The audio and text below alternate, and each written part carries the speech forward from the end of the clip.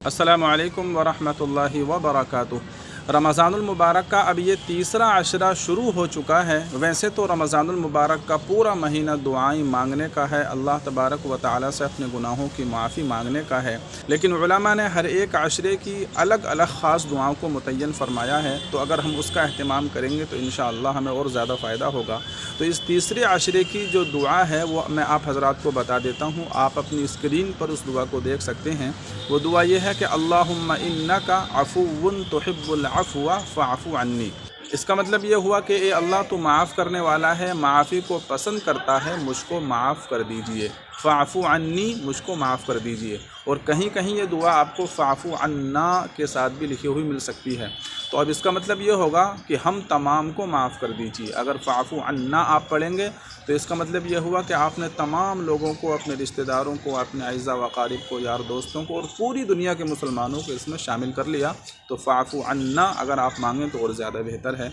तो बहरहाल दोनों तरीक़े से आप इस दुआ को मांग सकते हैं। इस दुआ का कसरत के साथ आप एहतमाम कीजिए। और दूसरी दुआ जो है वो ये है कि अल्लाहुम्मा अजिरनी मिनन नार, ए अल्लाह, मुझे जहन्नम की आग से बचा लीजिए। इसमें भी वही है कि अगर आप अजिरनी कहेंगे तो इसका मतलब ये हुआ कि अल्लाह, मुझे जहन्नम से बचा लीजिए। और अगर आप कहेंगे अल्लाहुम्मा अजिरना मिनन नार तो इसका मतलब ये हुआ कि अल्लाह, हम तमाम को, पूरी उम्मत मुस्लिमा को, पूरी दुनिया के मुसलमानों को जहन्नम की आग से बचा लीजिए। तो आप जिस तरीक़े से चाहें, जो भी आपको अच्छा लगे, आप मांग सकते हैं।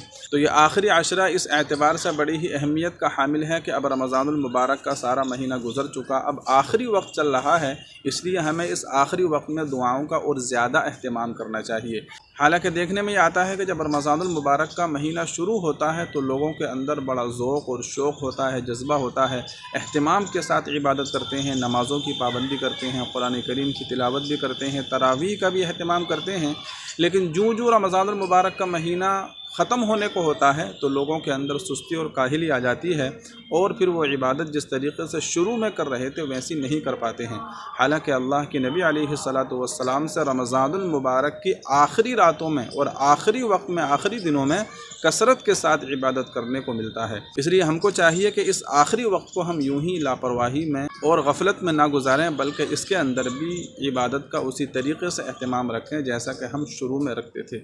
अल्लाह तबारक व तआला हम सबको रमज़ानुल मुबारक की कदर करने की तौफ़ीक़ नसीब फ़रमाए।